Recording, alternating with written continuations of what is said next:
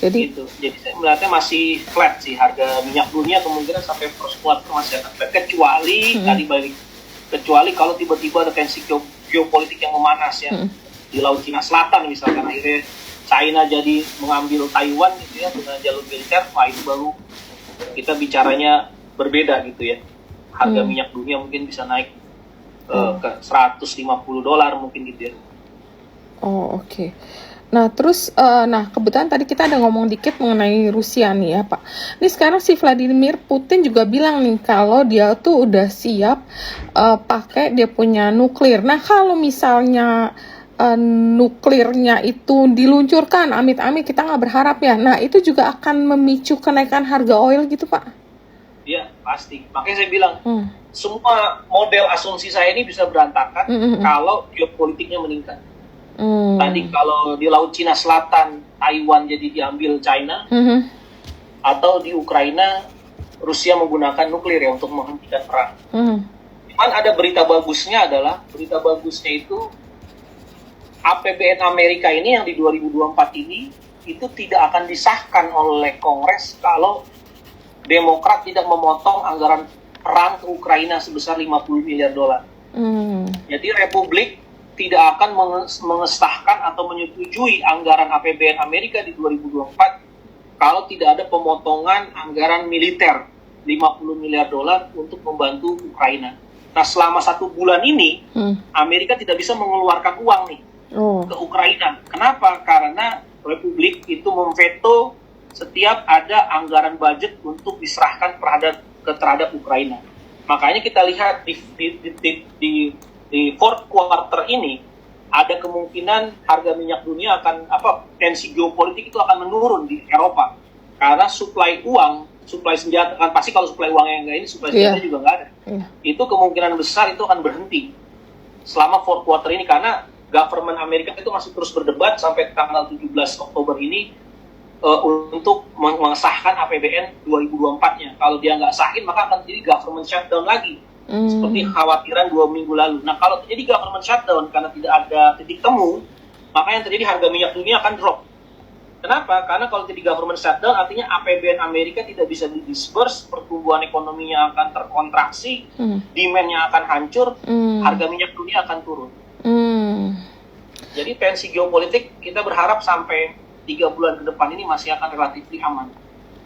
Oke. Emang kondisi market ini sangat bergantung sama kondisi regional banget ya, Pak. Jadi kalau mereka ada sedikit goncangan dikit atau ada berita apa, dampaknya ke harga oilnya langsung bergejolak atau dia turun, dampak ke market dan shiftingnya itu kalau bisa kita lihat ya, kemarin kan lagi enak-enak nih semua lagi pada di sektor komoditas, tiba-tiba karena ada dari yang US punya mungkin shutdown, kemudian demand-nya ada story ya kayak di remind lagi bahwa minyak ini demand-nya sebenarnya nggak ada loh yang naik loh, yang membuat harga naik itu karena supply dipotong-potong aja terus. Nah, begitu minyaknya koreksi langsung semua pindah ke consumer stock, Pak. Langsung pada ngumpet di consumer stock kayak cari aman gitu, Pak. Memang mungkin sampai ke depan atau sampai 2024 kelihatannya market masih akan terjadi perubahan yang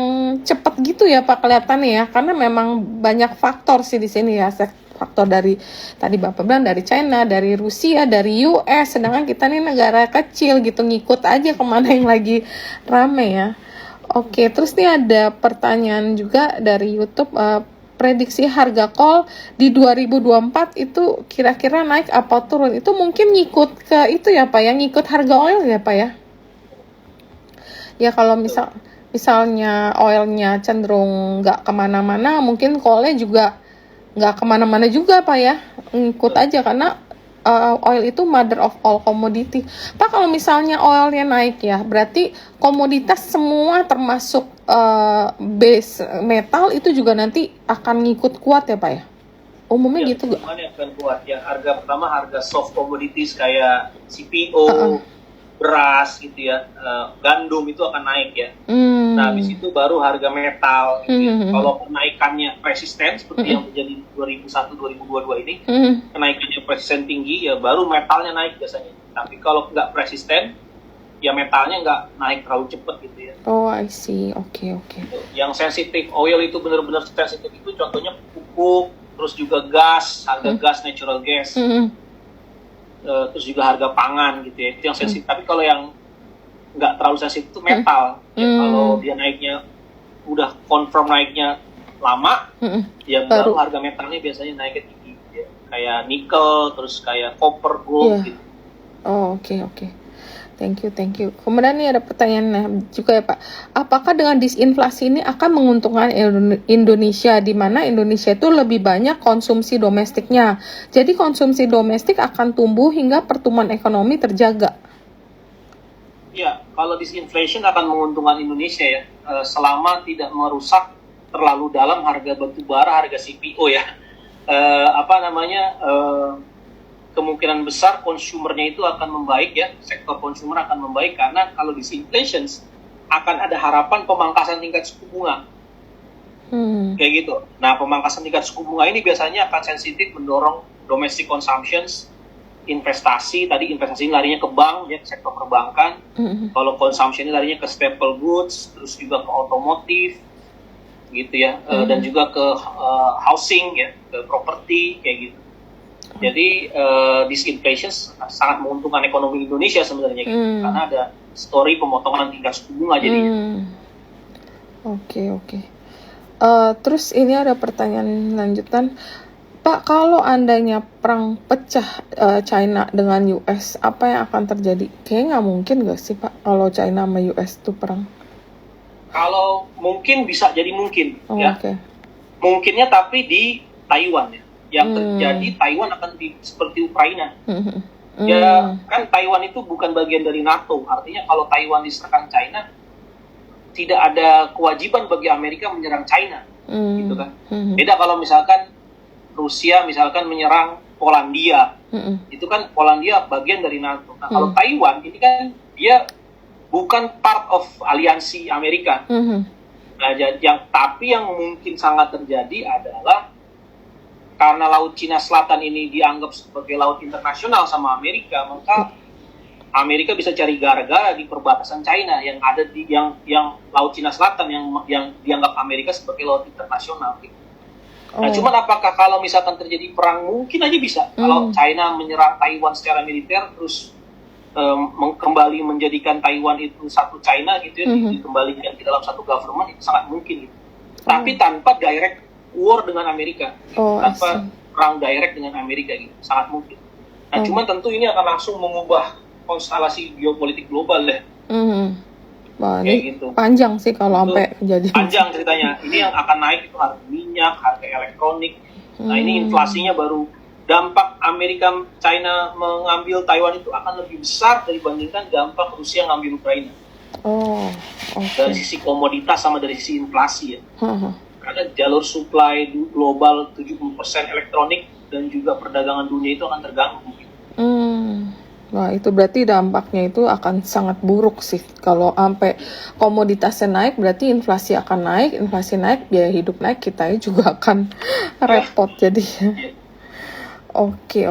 Terus kenaikan mana sih ini, government shutdown itu hanya permainan politik dari Partai Republik yang kelompoknya swing, right swing, bener emang Pak gitu? Jadi intinya kenapa terjadi shutdown, karena Partai Republik minta supaya anggaran APBN Amerika ini ya 1,6 triliun ini diturunin sekitar 10%. Tujuannya supaya utang Amerika itu tidak nambah terlalu banyak dari sisi Partai Republik. Yang kedua, Partai Republik minta supaya anggaran perang Amerika ke Ukraina itu dipindahkan untuk membangun tembok perbatasan di Meksiko. Jadi politisi-politisi Republik di Amerika ini kan mau pemilu. Di Amerika mau pemilu 2024 kalau nggak salah bulan November ya, kalau saya nggak salah ya. Kalau nggak salah ingat bulan November apa bulan September di 2024 ada pemilu juga di Amerika di 2024 itu. Nah itu mereka bilang bahwa anggaran membangun tembok itu kan sebenarnya anggaran dari zaman era Trump ya. Itu lebih bagus dibandingkan kita mensuplai uang ke Ukraina gitu. Ini kan lebih dekat untuk kepentingan rakyat Amerika. Nah 3 itu yang diinginkan, dan tujuan juga supaya kan nanti ketika ada pemilu 2024 calon presiden dari Partai Republik siapapun itu akan diuntungkan dengan kebijakan ini kan. Ini kan adalah kebijakannya era Trump sebenarnya yang ingin diberlanjutkan oleh politisi-politisi Partai Republik di Amerika. Nah ini yang jadi dispute sehingga belum disahkannya APBN jangka panjang, jangka menengah di Amerika termasuk sampai dengan APBN 2024. Nah ini masih berantem terus, Demokrat masih terus pengen suplai senjata uang ke Ukraina, Republikannya bilang nggak mau, terus juga Republikan Demokratnya masih ingin spendingnya lebih besar, Republikannya bilang potong spending. Nah ini yang masih belum sampai ke titik temu gitu ya, sampai dengan 17 Oktober nanti. Menurut saya sih wajar sih, Republikan meminta supaya Amerika tidak membantu Ukraina itu wajar ya, karena kan sebenarnya kepentingan dalam negerinya harus diutamakan sebenarnya kan. Iya benar. Oke, nah ini ada pertanyaan juga yang menarik, Pak. Kalau Prabowo jadi presiden, kira-kira saham apa aja yang bisa uptrend atau downtrend? Begitu juga Pak Ganjar dengan Anies, saham apa yang bisa naik atau turun? Mungkin masing-masing presiden ada yang bawa. Misalnya kalau Pak Prabowo naik, mungkin apakah akan membawa saham tertentu jadi naik gitu, Pak? Saya belum lihat arahnya ya, cuma sektor, karena Pak Prabowo dan Pak Ganjar ini memposisikan diri mereka melanjutkan kebijakannya Pak Jokowi, maka kita bisa bilang hilirisasi nikel akan terus berlangsung, ya kan? Hilirisasi nikel akan terus berlangsung, program hilirisasi Pak Jokowi akan terus berlangsung sampai Indonesia punya pabrik baterai, ya kan? Maka tentu akan menguntungkan sektor-sektor yang positif terhadap hilirisasi gitu kan ya. Nah ini kan mereka memposisikan diri mereka keberlanjutan dari Pak Jokowi. Terus juga kemungkinan besar pemindahan ibu kota akan terus berlanjut, IKN akan terus berlanjut, artinya masih ada peluang ruang untuk pembangunan infrastruktur gitu ya, yang lebih yang cukup masif lagi 5 tahun ke depan, terutama untuk fokusnya ke IKN gitu ya. Nah ini bagaimana nanti sektor-sektor karya yang sekarang udah terkontraksi cukup dalam ini, apakah akan ada nanti support dari pemerintah dari sisi penyertaan modal negara akan seperti apa? Itu kemungkinan kita juga harus perhatikan ya, walaupun sektor konstruksi ini memang sentimen negatifnya banyak, tapi tetap kita harus perhatikan ada nggak peluang-peluang sentimen positif dari pembangunan IKN kayak gitu ya, dari sisi marketing salesnya, dari sisi PMN-nya akan seperti apa, penyertaan modalnya akan seperti apa, itu juga harus kita pantau dari sisi karya. Nah terus yang kemungkinan besar juga kita lihat dari sisi untuk Pak Jokowi dan Pak Ganjar itu dari sisi melanjutkan digitalisasi ya, ekonomi digital ya, melanjutkan digitalisasi ini sektor-sektor ekonomi digital ini juga harusnya sih bisa nanti ke depan, apalagi tingkat suku bunga turun gitu ya, kalau kita percaya ada tesis bahwa akan terjadi disinflation, pemotongan suku bunga, ini tentu akan melanjutkan kebijakan Pak Jokowi untuk mendorong industri 4.0.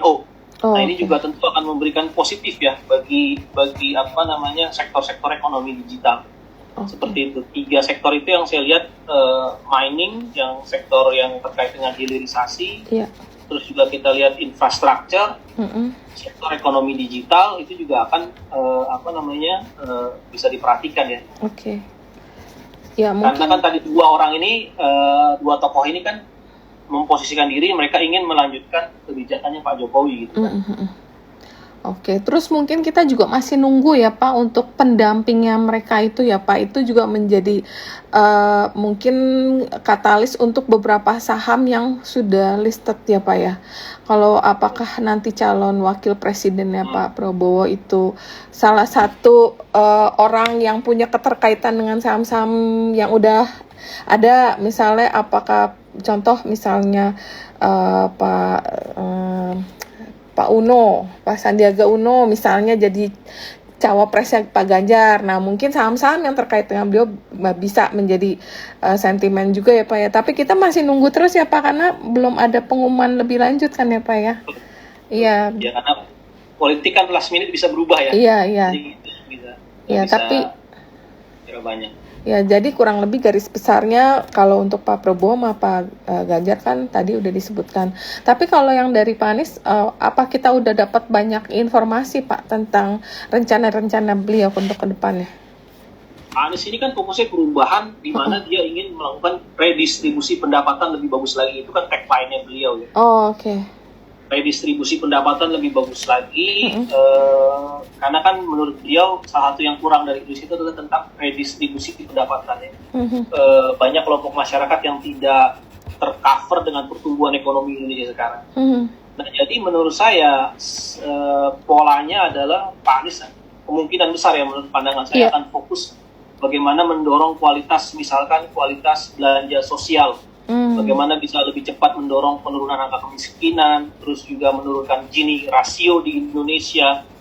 Nah, ini seharusnya sih sangat menguntungkan sektor consumer staples. Iya, benar. Ya, sektor consumer staples, terus juga mungkin sektor properti. Karena dengan redistribusi pendapatan yang bagus, tentu akses masyarakat terhadap sektor properti akan lebih bagus ya. Iya. Tidak hanya segelintir orang aja yang bisa mengakses sektor properti misalkan, tapi juga lebih banyak orang yang bisa mengakses sektor properti di Indonesia karena redistribusi pendapatannya jauh lebih bagus. Jadi kelihatannya Pak Anies ini akan fokus mendorong konsumsi domestik ya. Bagaimana mendorong konsumsi domestik, kan selama ini kalau kita lihat Indonesia ini kan pertumbuhan konsumsi domestiknya itu memang agak melambat ya, karena kan ini kan kalau Indonesia kan engine of growth-nya itu kan konsumsi domestik. Rata-rata domestic consumption kita itu kan sekitar 5%. Tapi kalau kita lihat di 2-3 tahun terakhir aja, ini household spending kita itu in average itu di bawah 5%. Oh, oke. Gitu. Ya, in average ya, itu rata-rata di bawah 5%. Harusnya dengan ekonomi dengan negara per kapita kita, household spending bisa tumbuh 6-7%. Gitu kan. Kalau household spendingnya naik, maka otomatis tadi ada sektor retail juga seperti pakaian itu akan bagus. Sektor pakaian, terus juga perlengkapan rumah tangga itu juga akan bagus. Sektor food and staples itu juga akan bagus. Jadi saya rasa sih kalau Pak Anies benar jadi presiden dan dia merealisasikan janji kampanyenya, maka kemungkinan besar sektor consumer yang terkait dengan domestic consumption itu akan diuntungkan ya. Diuntungkan, iya benar. Mungkin juga banking kayak BBTN kali ya Pak ya, kalau misalnya beliau mau pemerataan housing, ya. Sama mungkin banking juga masih positif ya.